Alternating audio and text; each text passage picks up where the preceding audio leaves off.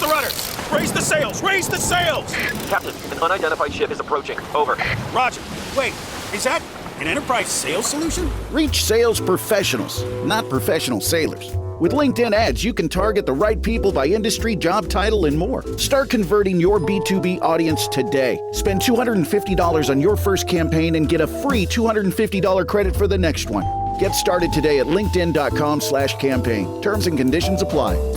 The family that vacations together stays together. At least, that was the plan. Except now, the dastardly desk clerk is saying he can't confirm your connecting rooms. Wait, what? That's right, ma'am. You have rooms 201 and 709. No, we cannot be 5 floors away from our kids. The doors have double locks. They'll be fine. When you want connecting rooms confirmed before you arrive, it matters where you stay. Welcome to Hilton. I see your connecting rooms are already confirmed. Hilton, for the stay.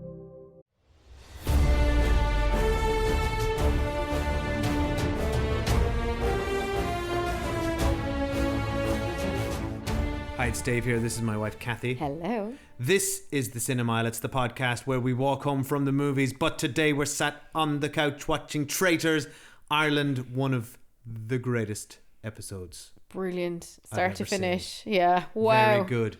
So full spoilers here for everything up to episode 9 of The Traitors Ireland. So We're feeling very somber though. yes, We've lost an icon. There's full spoilers here. full spoilers. Well, let's We'll save it, that. But I did our not mood see is that down. coming. Our mood is down. But somber is right, because this was a very funereal episode, was it not? Let's start, as these things always start, at breakfast. I think we all, and we were texting a friend of the pod, Joe Kiley, amongst other people, our confusion, our collective national confusion. Yeah, as why to is why Christine was at breakfast? It was so clever of them to put was her great. first. So the whole time we're just like, so did he hug someone else? Are they bluffing us? Is there a different reveal to come? Are they Great going to murder her in decision. front of everyone? Yeah, really clever. And she's like full of beans at the breakfast. They're all, doing the usual whispering who they think it is. And I love at breakfast when Paddy says, it's like it's the first time I can actually be surprised and I've basically the stomach to eat because I love a Yeah. croissant. Paddy's got some great one-liners. Like how he did if presuming they film every day, that's episode 7, that's 7 full days of this he's done there, and he's on the back. We're tired watching You'd it. be so glad to come into breakfast and just act as dumb as everyone else for once. Well, it takes the pressure off. It's like he had a day off from being a traitor. Yeah, insane. I gotta say, when Nick came down and then immediately hugged Christine, I had an et tu brute again moment. Does he not realise what powerful weapons he's holding? He's like Henry Cavill in Mission Impossible Fallout, reloading his arms for another hug. He is. I think he's coming across like, I just feel like no one would be able to help themselves. Like, I feel like he's acting a bit different at the breakfast. But He's acting very different, and Yeah. the man is tired looking. They're all starting to look tired. It's amazing The to me conclave is showing on Nick. how exhausted they all look. Faye also looked exhausted, but I'd say she was just very upset and kind of up all night. She was shook. She was upset shocked, last yeah. night, and she had a very upsetting, traumatic day. But just at I actually breakfast, felt for her. at breakfast, I thought she was looking shook already. Do you know? Yeah. So you could be thinking she was a traitor Well, it's because 'cause she looked tired. She had her first on round table assault. Yeah. Her first time Exhausting. her shields Yeah. were up. You wouldn't be able to sleep after that. We learned a revelatory thing at breakfast. This could be a clue. If I was, If you were in there, we learned that Oyen has a weak knock. That was so Vital funny. piece of information. It's so funny. Oh, it's a A weak limp knock. wrist. It must be Oyen. Yeah, that was funny. Yeah. If there's ever some sort of a challenge with knocks involved, they'll know not to recruit her. I figured out why her knock is so weak. Why? Because she's staying up so late writing in her diary all her bang-on psychic clues that her wrists are tired. She never sleeps, actually. She's just 24 hours a day writing. Except she's Jessica Fletcher style, like with the typewriter, writing out her notes. Oh my god, somebody has to make that now with the music and everything. So Vanessa is straight up suspicious of Nick. I thought this was interesting. And it only happened at breakfast because she didn't really bring this much further. We got a lot of Vanessa in this episode. I was enjoying it. Vanessa was great. Yeah. I thought she was really good. She Where was calm Joanne under really, pressure. like Joanne was in it a lot last week, and now we're getting Vanessa this week. Yeah. So they're all coming out. One of Love the it. MVPs for sure. Nick is kind of pushing Paddy's name around with his croissant. Nick, what are you doing? Like, straight to the throat. Yeah, I know. The traitors, I guess the traitors always want a traitor caught because it takes the heat. It gives everyone a sense of relief that they caught a traitor and they kind of all calm down a bit. Yeah. Whereas if... Plus you get more money. If a faithful gets banished... No, because you still always need two traitors, so it's not about more money at this point. I suppose. Yeah. Anyway, I think Nick came in a bit too hot, but look, it worked out for him. So. And I liked here Nick says to camera that he's straight up going to murder Ben. Yeah. yeah. That's his nip. Ben is next on his hit list. However, I think he might rethink that strategy later on. Maybe not. We'll see. Vanessa, there was a really funny moment here where Siobhan comes in with another incredible outfit. That's what I said. Amazing. And she's trying to explain what's going on with the whole pishog thing. And this is a big moment where it dawned on us, the audience. We were like, oh, it's like a slow curse. That's what they meant. Yeah, which I think is great. Very clever. But Vanessa just keeps interrupting her. We got another Moontor moment when Siobhan says, "If you're quiet, I will explain." Vanessa. That was good. And I like this. I like that they. Again, smart choice by the production because it sows seeds of doubt and everyone casting their minds back to last night. Thinking about who handed me drinks. I really like that. Hugs are mentioned. And to drag it out over the whole day, it added such a somber mood to the whole thing. It was genius. I gotta say, I mean, this is... If the casino episode is on this end of the challenge production spectrum... This is far the opposite of it. I think Kite did a great job here. I'm buzzing for this. Like, I've been bored by the challenges, but this had exactly what I wanted, which was like theatrics. They're visually using the castle. They're bringing in Irish elements with the Irish funeral wake, the procession, the wailing, even like to have tea and sandwiches and like cupcakes at the wake. Like, it was brilliant. And actual actors like crying and mourning. It was like, and even the contestants were saying to camera like it was very convincing. And there was a great moment where they're all standing around at the beginning of the funeral, and Nick went over and patted Ben on the shoulder like to almost like a solemn reassurance. I think they were told to act like they were at a funeral. Maybe, but Paddy said he felt like he two was guys at a funeral. Paddy said he felt like he's in at a funeral. Like you nearly expect him to be like, sorry for your loss. That he wasn't at a funeral. Sorry for your loss. But like what also they had here was a really lovely day. Yeah. And I think, and this was our theory on the casino challenge, was that they had, well, my theory that they probably had something better planned, and then they had to kind of last minute because like surely these cannot have been conceived by, on the same mood board, like.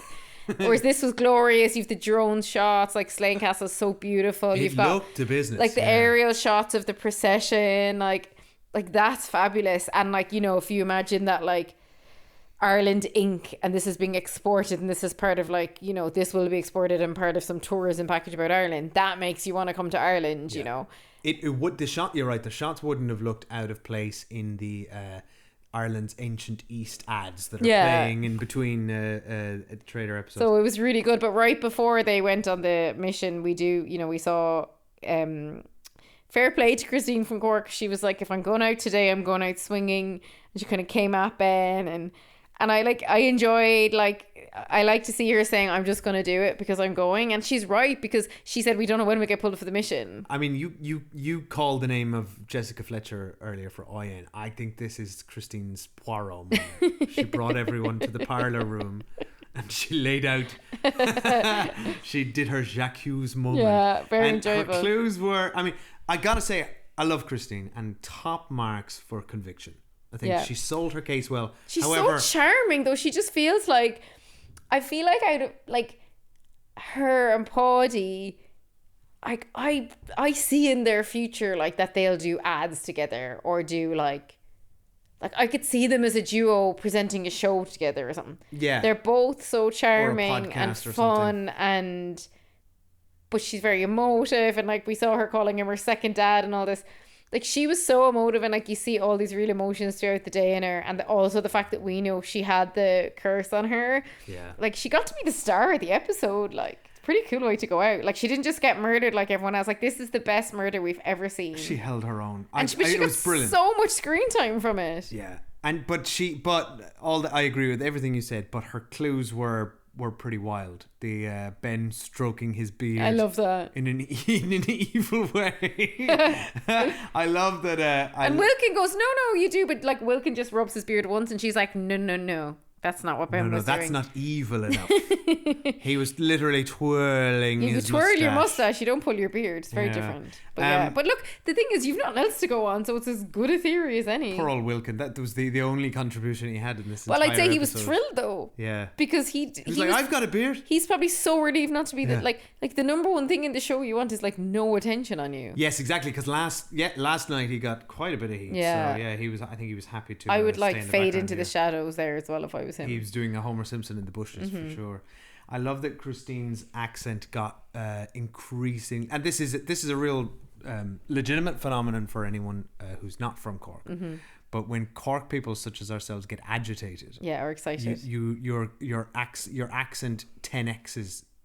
You become 10 times more Cork. I hear it when I'm like shouting at the kids. I'm like a banshee from Cork. I don't know. It's the pitch. It's the pitch. Our pitch goes up. Yeah. Goes really high. It happens the Cork to me, accent already has a high It pitch. happened to me when I get excited on the podcast, and when I was doing recaps of it just like that over the summer, someone literally messaged in being like, Kathy's a bit pitchy, and I wanted to say that's the Cork accent, hun, but I didn't. Yeah. I'm saying it now. I actually have to. There's a setting in Adobe Audition every time I edit our podcast that I use, which removes our Cork accent.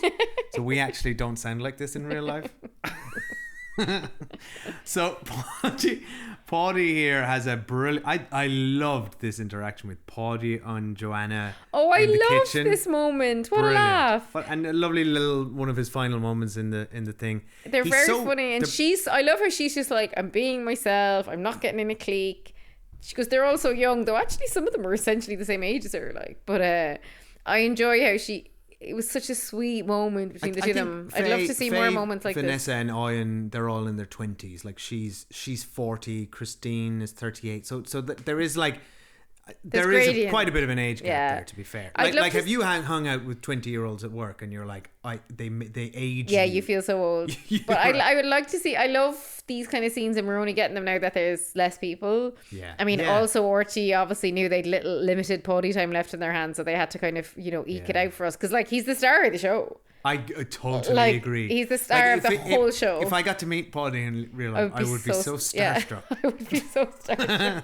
He's like, RT should be paying him $1 million for this thing, because honestly, it's on his back that this show has been what it is. Because I think he's so grounded and so down to earth and so relatable and kind of charming and natural, but also like created all this chaos around him. He had the father-son plot. The father-son narrative is insane. Like, and also, like he's very funny then, because like he said last night, I don't fucking hug people, but then today he made a montage video on Instagram where it's just him walking around hugging people, as in to say that like he just wanted to get Nick in trouble, which is we hadn't thought about last night, but is genius. And so we learned last night he doesn't fucking hug people, and tonight we learned there's no fucking crying either.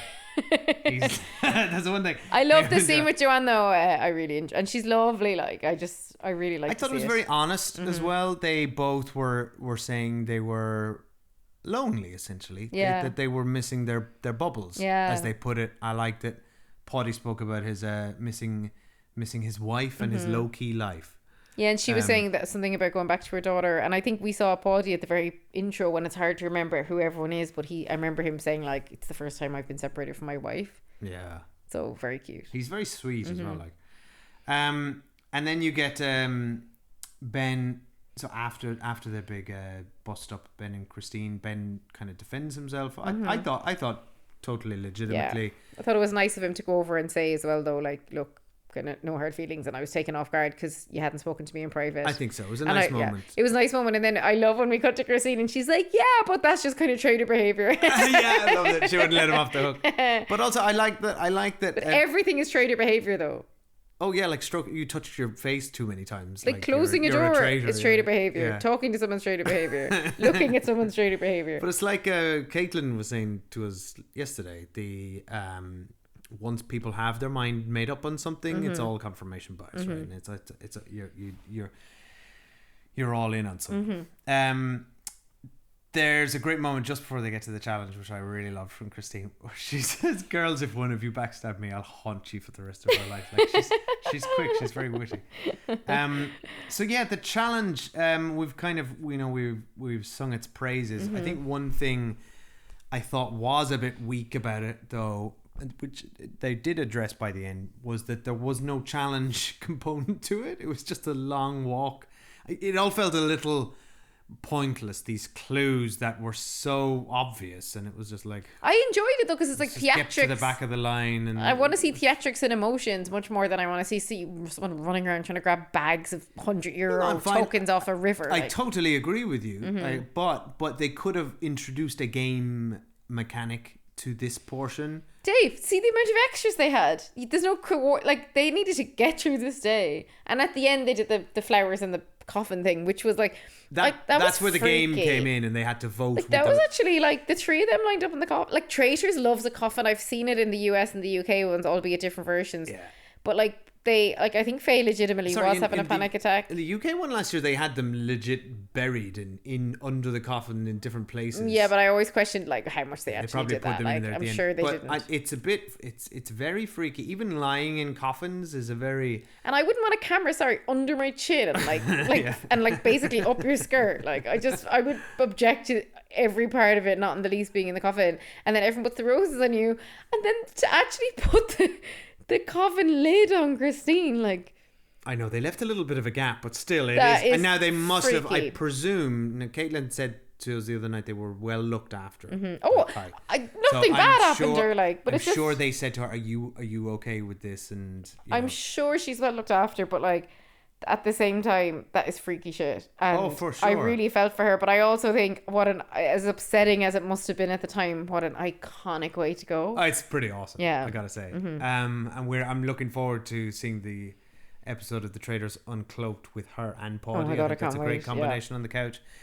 But I gotta say, so there was a lot of back and forth after this about Faye's sort of reaction to the whole thing. About they were split down the middle between her reaction, 100% convinced Ben that it's because he was standing closest to her. No one else really knows what he's talking about, but he's like, she was like, he didn't say this, but like, we could see it. She was physically shaking. Like, he'd have actually felt that next to her. Like, he's like, she's not a traitor. And as an audience, we know she's a faithful, but like, I thought she just seemed legitimately kind of freaked out and upset, and she was probably still upset from the night before, and then like the show did her and Ben dirty because they chose who went in the final three. Like, Nick only hugged Christine.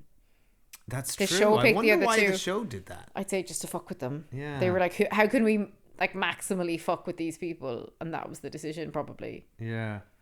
And then there was a great moment where Ben says to Nick, can I speak to you privately? And we're like, why? I think it's because Ben's like, wait, I know I'm faithful. Christine's just been murdered, so she's faithful. And Faye is clearly faithful because she was like freaking out. Who's keeping me in? But also just like, he would have been doing the numbers on it, and like, you've suddenly very few people to suspect. Yeah, he is smart. But then Nick talked him around so fast, like within 2 minutes he was like, all right, never mind. Nick's good, he's slippery. Yeah, really and he was good, like, and so his logic is, if I were a traitor, I would get rid of you straight away because you'd see the change in me. Wouldn't you do the same? This is why the best lies are like 99% truth. Yeah, yes, because exactly. His plan was to kill him. Now I don't know if he'll do it after this exchange, but like, when you repeat something that's almost true to somebody, they feel it in their bones, and he's like, yeah, that makes sense. Like, he felt the truth in it. So the question, just to laser in on that for a second, the question for me of whether or not he's going to kill Ben tonight lies with who else was told about this conversation and this exchange. Because if nobody kind of knows, then he should kill Ben. But if Ben said, came up in the round table, did it might have, didn't I feel like it got thrown up. I think it got brought up in, I can't remember now, like, we just watched it, but I feel like it got brought up in front of other people. But maybe Nick should just do it, kill Ben with whoever he recruits, and I don't think he's going to recruit Ben. I think he should recruit. You were saying Oyen. I think that's a great shout. Or he should recruit Kelly or a Joanna. It depends. Joanna had a bit of it depends if he wants to recruit someone with heat on them or not. And I think he wants to recruit someone to throw them under a bus, in which case he'll probably recruit Faye. Yeah, or possibly Will, like someone who he could get a group together on. I don't think Nick would trust. He's not getting a group on Kelly, like in there. Like no one suspects Kelly. No one has ever suspected Kelly, bar Wilkin for the mathematical equation. But he might run the odds and think, if I get an actual ally, they're close to the end. There's only 3 episodes left. Yeah, but him and Paddy could have been allies though when he was straight throwing him under the bus. Yeah, that's true. Like Paddy only turned against him because he felt the wind's changing. Do you think Nick is gearing up for a solo traitor win then? I think so, because I don't know why he came for Paddy so quickly. Yeah. He might do it too. Yeah. I think he could win, all the way. I think he could as well. So let's get to the round table. So Amy kicks off. Love this. And then she said sorry, and then Vanessa had said like, don't say sorry. Yeah, and Vanessa is a cool customer. She's so cool, and it's a thing like women do, and particularly women in Ireland, which is like apologizing before they've opened their mouths. Yeah. So I love, as she said sorry, I was like no, and then I love when she herself said actually like not sorry. To be fair, I don't think that's a uniquely female or Irish thing. I feel like in this version of the Traitors, everyone is apologizing to everybody for bringing up anything, right? Yeah, but I like Irish people say sorry at the start of a sentence. That's pretty unique. Yeah, we're like really, people walk down the street really and they don't say excuse me, they say sorry. Yeah, like we use the word inaccurately. And I don't recall in other versions of the Traitor them saying sorry this much. But anyway, I enjoyed it, and I love to see her. It's like her voice has come out as well, the way Joanna's has. Though you have to be careful, because now they're like, well, Joanna's speaking too much. Yeah. Vanessa then pivots to Paddy. Excuse me. Amy kicked off on Vanessa saying that she had jumped on the Paddy train initially and then backed off. So this was her theory for. See, I love this because it makes me think. So it's not. There's no way it's just Owen at home with the diaries. Like, how would Amy remember that this happened on like day one? Unless I think they're observing and writing every day, and then at night you're going back and reading your own diary. Because that was so specific, and like 100 years have passed. Like it's before Eamon got kicked out. But everyone. They're all at it. When you're lying in bed, you think back over the things that happened today, and they're in a high pressure situation. I just think they're all writing it down. I'd say that's part of the game. I think it would be a smart thing to do. It was some callback. Yeah. You think they're all given notepads and or they just might bring one smoking pipes. Definitely the pipes, yeah. Few typewriters. One thing I will say I miss is in the UK and British productions, whenever they're talking about someone else, particularly in the when the Traitors are about to murder someone, you get these cutaway shots of them, apparently in their lodgings. In the bath.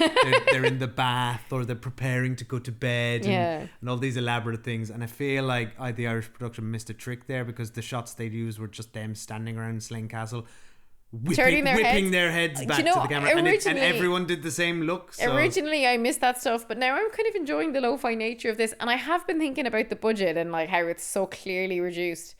And there's a couple of things. So the US and the UK one film back to back in the same castle, right, in the same location, one after the other. With the same production company. Yeah, everything's the same. Yeah. So you've got economies of scale there where immediately the production costs are split 50-50 between two shows. Yeah. And you also have just, like you've got Peacock and BBC, right? Their budgets are not comparable to RTE. Yeah. And the other thing I was thinking about on the budget is RTE have gotten in a lot of trouble for wasting taxpayers' money, right, in the last few years. They would only have probably gotten in more trouble if they threw more money at the show for no reason, because actually the format works so well that like even if the tasks, some of the tasks have looked really good, but some of the lesser tasks, it wouldn't really have enhanced the episode if they looked any better, and it would have been probably taxpayers' money's wasted. So what you're saying is that our taxes paid for Christine's funeral. Exactly. Well, our license fee specifically. But you know what I mean. I actually don't object to the cheapness of it. And it's kind of quaint. It's not, I mean, look, just don't get me wrong. Besides the casino, which we will hammer again, looked terrible. The show looks great. I think they've done a fantastic job. And I don't mind overall. that they didn't get them all to like pretend to get into bats and stuff. Well, it was a minor thing. I miss it a little bit. Like, I just miss the glam at the round table. Like, I'm sick of people like in their tracksuits. I want to see full glamour. Now we're getting close to the final, so we're going to start seeing the glamour. I can't To wait. be fair, they all look great in their suits at the funeral. And I love that. Like, part of dresses. the list when you go in is like you have to bring a black outfit for your funeral. Yeah, so imagine that. Imagine you're packing and we're like, so you need to pack for a casino, for a funeral, for like running through the woods. Yeah. You need to bring a wetsuit. Right, what else happened? So, Faye looked absolutely shook here. Oh, the poor thing. I felt really bad I did for her. feel bad for her. Kelly thinks... But then I love later on when someone goes, yeah, men just think tears equals innocence. And then, there was a lot of... Joanna wasn't convinced with the tears at all. Yeah. And she thinks that... So she just went right in on Faye. She was surprised that Vanessa wasn't going to vote for Faye. This was just when we said yesterday that they all know exactly that they should only vote between two people. There was so many votes cast out here this evening. They're getting good. They're getting good at doing this, though. Do you sense the efficiency in them as well? Yeah, And I mean, the way they're thinking about who's voting what, and yeah, you'd get like desensitized to like the horror of the round table, I guess. Whereas the first few times must be such a shock. yeah, exactly. Faye fights back on Joanna, and then Oyen jumped in with Joanna and thought that Faye was kind of crocodile tearsing it in a rare moment of kind of getting it wrong. Then Ben brings up his theory. He thinks he's being kept by either Nick, Faye, or Vanessa, the three people closest to him. Which is, again, and everyone does this centering themselves, but like, it's a fair theory. If you're like, why am I still here? You have to think like that. Yeah, and plus from him and Faye's perspective, they were also up. They might have been in the mix to be murdered because Faye was like, I don't think Nick would have ever put me in the situation, and he was said something like, I didn't, and it's like when he actually didn't. He only picked Christine. They're both right. Exactly. Though he was hovering around her for that birthday hug. If he could have almost hugged her. Yeah, she almost got the birthday hug of death. But yeah, Ben's theory was sound enough as well, I think. And it was sound. I think. And then look, Ben's a smart guy, but then he goes back in on Paddy, and Paddy and Ben got a bit heated here. It really turned on Paddy, and I think they must have been saying his name all day, and they just kept it from us so that it would be a bit of a surprise in the edit. I suspect that Paddy's name has been. I think many of them, not just Vanessa, have suspected Paddy for a long time. Well, a lot of them said it at the end. And his name's been coming up and the whole time. And Oyen straight back with her old traitor on traitor theory with the three of them. She brought that back, and she brought back the conversation under the stairs. Another genius moment from Oyen. Yeah, she was like, why would a faithful be talking to two traitors? But he forgot to say what he said yesterday, which was because they were telling me to vote for Patrick. I think he kind of flubbed that one. Do you know what as well, though? I think he must be so tired. Yeah. Because that challenge today as well, like for any of them, that looked very exhausting. They're wandering around the grounds. They've just stand around in a fake funeral. At least they were only walking. But like, it's just a long day for them, like. Yeah. And he's like, at this, day 8 of all this now? Like, insane. I just think he didn't have the same, like, now he still put up a very good fight, but like maybe not his best. Yeah, I think it was just his time. It kind of felt like it was his time to go, to be fair. Though I was hoping, as gutted as we are, before the episode, I was like, oh, Paddy's going to win the whole thing. I was so excited. It kind of felt like it. So we were very disappointed to see him go. But when he did, I think it was an epic, all-time. Yeah. See you later. Like the Andrew reveal. Oh, he gave them God. everything. I love when he goes, one of my family members, my son Andrew, I'm a traitor. Yeah. And they all lost their shit, and then they all clapped for him. They clapped for Paddy, and they said fair play Paddy, which is like, I think a lovely, amazing, lovely. I think this is such they're a good bunch. I want to see them all gossiping about him and Andrew afterwards, but they didn't have time. But it did cut to them, a few of them talking, saying like a lot of us thought it was Paddy the whole time, and then Vanessa was kind of slagging, being like, oh, but Paddy's so cute, and she's like, yeah, and your grand, I can still be a traitor. Yeah, well, she's dead right. Yeah. But actually, it was an advantage. He spoke about his age. I love when he said in one of his pieces to camera, he's like, oh, I've been talking about the old age. I've been talking about the bus pass, my free bus pass, my pension. But it's a great shield. I think there's an inherent bias or stigma that in society that old people can be. Well, my mom made harmless. a great point though. She's like, yeah, people think like he's so cute and he's so old, and she's like, he's not old. He's like the same age as me. Like, he's not even that old. He's he's just not. like He's not. older. Like, when Joanna says to him, everyone's so young, he's like, how do you fucking think I feel? Yeah. And especially with Patrick on now, like, he's actually got nobody his own age. But like, I see an Irish Ray lad in his future now after the bus pass comment. Like, I love it. Love to see it. Irish rail for the bus pass. The train pass as well. You can get the train up to Dublin bus from Limerick Junction. Like, he's advertising at Limerick Junction now. Oh, the glamour! The glamour this from is from the Traitors. deal they should get, right? If anyone from Irish Rail's listening, so it's Christine gets on in Cork. Yeah.